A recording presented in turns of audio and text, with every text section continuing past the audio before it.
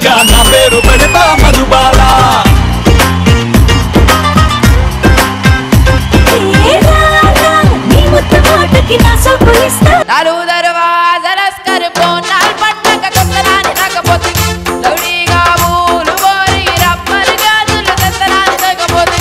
కళ్ళలో కళ్ళలో నమైకం. అర్షిని ఏంది కారుణ్యం చూసి సిగ్గుపడుతున్నావు? కారుణ్యం చూసి ఎందుకంటే చాలా అందంగా ఉన్నాడు.